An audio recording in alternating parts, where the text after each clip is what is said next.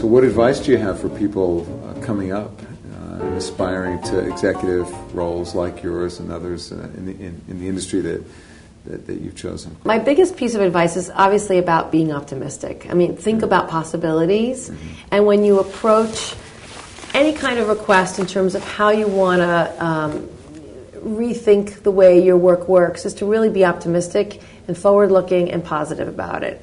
I think, resilience is it's something that only you can control. So taking care of yourself, making your doctor's appointments, not putting off the things that are ultimately going to help you in the long run. Having a fabulous family system, whether it's a partner, a husband, a wife, a parent, extended family. I think it's incredibly important for resilience to have a really great support, system at home. Find a mentor. I think as you're starting off in your career, there's so many different paths you can take. And as one of my favorite quotes from Carrie in Sex and the City, she often, I think one of her rhetorical questions was, if I make a mistake, will I miss my fate? And I think that's the number one question I hear from young people when they ask advice. If I make the wrong decision, am I going to, ruin my career? Yeah. What do you tell them? No. I think the thing is be reasonable, be thoughtful, and then just go for it. I mean, I think there is no right answer. Every career takes a different direction. But I think that women need to understand that we have non-linear career paths. Men too, don't you think? And men are starting to be permissioned for non-linearity. I think traditionally women, had maternity leaves or had to take care of sick children, and I think more and more men want to take that on and be permissioned to take that on. Well, I think the desire has probably been under the radar and under the surface because it hasn't been socially sanctioned. Right? Absolutely. Absolutely. I think this next generation absolutely wants that. Men and women. Men and women. And I think that's another leadership imperative to understand that as well. But it's a hard thing. I've been teaching now for over 2 decades at the Wharton School. I've seen a generational shift in terms of the values of our students and as they're leaving school, entering the workforce. And there's been a clear change towards a greater interest in having both meaningful work, meaningful life, and great success in all the different parts of life. But there's a lot to go between the start and the end of that, and there's fear about what if your story earlier about oh my God, if I step on the line I'm dead. How do you get people to feel a little bit more courageous about the options that they can pursue? Well, I think, again, I would love to go back to your book because I think this notion of small experiments, small change can have big results. It makes it safer. Absolutely. If you scale it. But go ahead. And just take small steps and work with your manager, develop the kind of open relationship. Communication is so important. And I think you may test it on a colleague, test it on a mentor, but I think really communicating with your manager, the more you communicate with your manager, the more they understand how important it is, and common themes hopefully will bubble up that they'll start to manage towards. But I do think it's about, first of all, finding the right company. It has to have the right culture in place, a culture of communication, trust, and respect, a culture that is trying to change itself. I mean, the world is constantly changing. If you're not keeping up with it, you lose in the war for talent, and there is one. And here in the beginning of 2008, as this consensus economic view is that we're entering a dark time in our economy, how's that going to condition all that we've been talking about here this last half hour in terms of trying new ways of getting things done? Often in times of economic struggle, people retrench, right, and really focus everything on work and only work. Yes. How do you see that playing out? Well, I think it's going to next year. I think it's going to be a challenge. I mean, particularly, on the flexibility front, there'll be fewer resources to do more things. So I think managers may be more cautious about granting flexibility because it feels beyond their control. And I think this is the very time, again, for the purposes of retention and resilience, to give people flexibility and trust and delegate and make sure that they're getting the work done. But I think ultimately they can. On the other hand, I think because things are going to get, if and when they do get tough, we need to manage our resources more carefully. It's almost like an imperative, to get the best out of our people every single day. And that you do by giving a little, you get a little. I really do believe in the give-get model. And I think, maybe if we can help people help managers do experiments with their teams, we may be able to, make more progress on the work-life front. I've heard about Encore, and I know of some of the great success you've had with that. Tell me about what Encore is and why you started that and what kind of impact you've had with that program.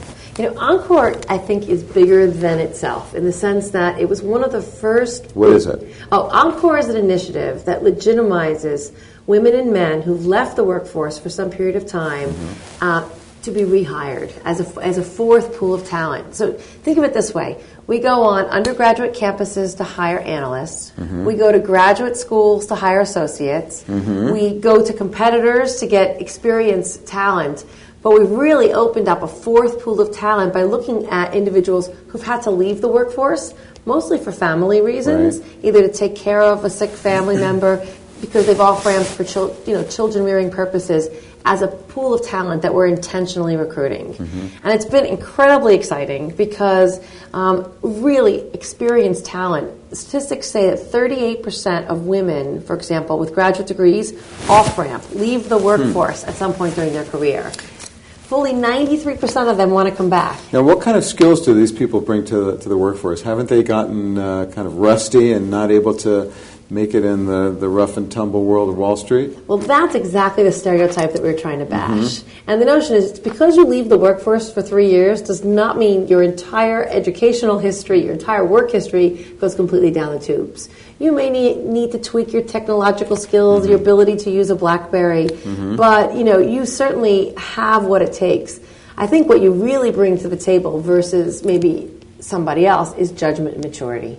You're experienced, you've been through many markets, and to bring this part of the workforce back into the workplace really creates opportunities for people to have nonlinear careers. And I really do believe in the notion of four-way wins, that allowing people to be able to exit and re-enter the workforce, whether it's for a short period of time or long periods of time, upwards of 10 years. Well, you're able to take assets that you've developed in one part of your life and apply them fruitfully and to good effect in other parts of your life. So people who are, say, raising young children, they learn certain things that people who are not doing that never get exposed to. Absolutely. Like what? Well, for example, multitasking, being able to do many things at once. I mean, I think there's many skills as a parent in terms of managing children, managing a household, that all come to play when you come back. Many stay-at-home moms, for example, have incredible education, have gone to great schools, end up volunteering for a large part of the time that they're out of the workforce, and have learned incredible fundraising skills, deal-making skills, that all can be reapplied when they come back to the workforce. So it must be tough, though, coming back, right? It must be kind of shocking after one lifestyle to re-enter another one. What are you finding is most useful to people who are re-entering? 2 years ago or 3 years ago when we launched this concept, the biggest barrier that men and women face was confidence. They really felt like, I've been out of the workforce, my brain's gone to mush, no one's going to want to rehire me. And I think what we had to do was to create a sense of confidence that the workforce valued who they were and didn't discount the time out of work. So I think one of the most important things when you think about reentry is, first of all, be confident and direct. Really think about what you want to do, how you want to parlay your skills. Many people don't want to go back and do what they used to. Right. Think about how much time you're willing to commit to the workforce, because now you have a choice. And really rethink about how you want to structure your role on the way back in. And I think it goes to your point about dig deep on your values. What's important to you? And how do you want to make a difference in your new role? But Encore is also a signal to an organization. That when an organization launches an initiative that says we value different types of talent, it also helps open people's minds and say, well, how else should we restructure the workplace? What else do we need to do to be the employer of the 21st century? It's different models representing variation in what's possible. Exactly. And that's what we have to do, is constantly rethink what's possible.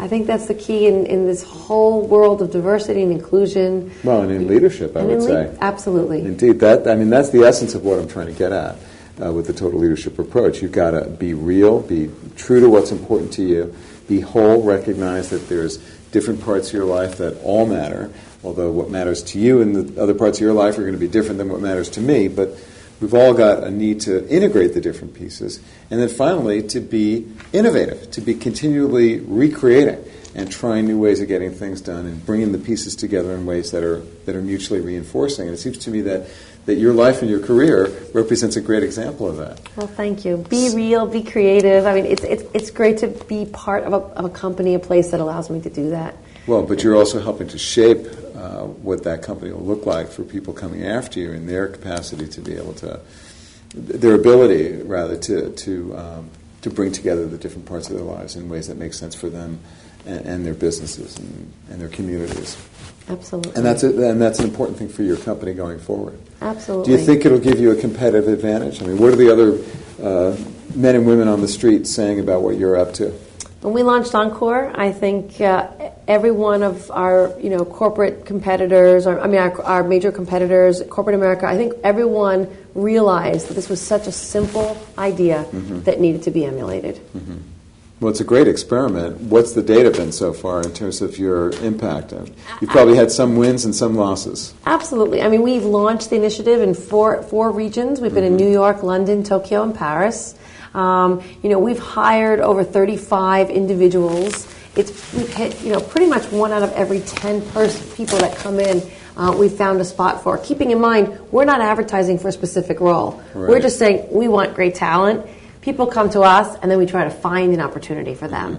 So we're really pleased with our results, but frankly, we need to scale this out. We won't be happy till we have 3,000. Is that the target? Wait, which is it? I don't have a specific number in mind, but the idea is we really want this to be a regular part of the way we recruit and drive it into the systems and practices of the firm.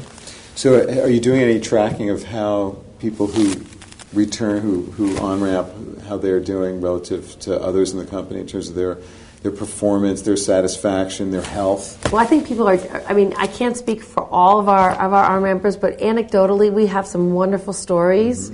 We have our first promotion to managing director of someone who was hired recently. We've had people who've taken on new roles in the firm. And I think people are generally really excited to be back, to be valued, and to be whole again. Because I think many people who leave the workforce, and this is what happened to me when I also went on sabbatical, so much of who you are, so much of how you identify yourself is very much tied up with your work. Of course. I think one of the great gifts of exiting the workforce is to kind of finding yourself, finding value in yourself through your family. But then if you could combine that with your professional life, that's the holy grail. Yeah. And that's what Encore is really trying to make happen for a lot of people. Now, are your competitors picking up on this? Absolutely. In fact, we have been open with the model. We've shared our best practices, and all of our major competitors have come up with their own version that fits their business model. One of our competitors has set up a program with Wharton to retool and reskill women.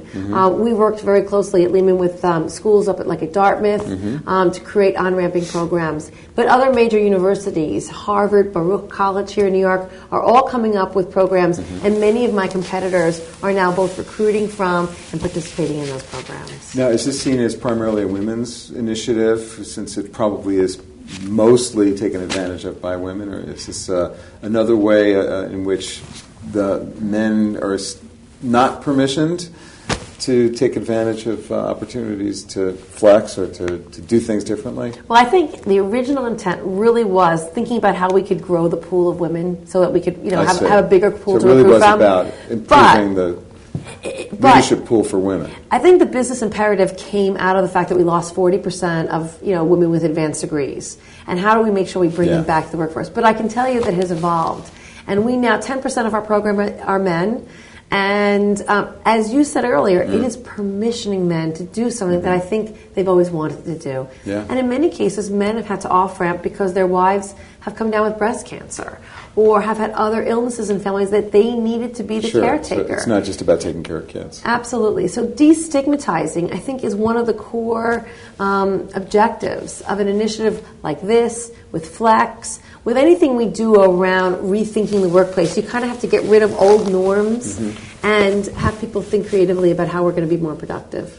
I think that's really what this whole thing is about, right? It's creating cultural change and new models for what's possible, innovating with how we get things done so that people can live the lives that they want to live and be as productive as they want to be in the economic spheres of their lives. And it's going to require the kind of efforts that you've embodied in your work at Lehman Brothers to make that happen. And I'm thrilled that you were able to join me here. Thank you. To have a conversation about what you're doing, but also to help perhaps indicate to other people what's possible, give them some ideas, and to start our series here of conversations about innovations at work and at home, in the community and in yourself, that are designed to create the kind of incredible results that you're seeing both at Lehman and in your own life and career. So thanks so much, Anna, for joining me today. My pleasure. It's been a lot of fun. Thank you.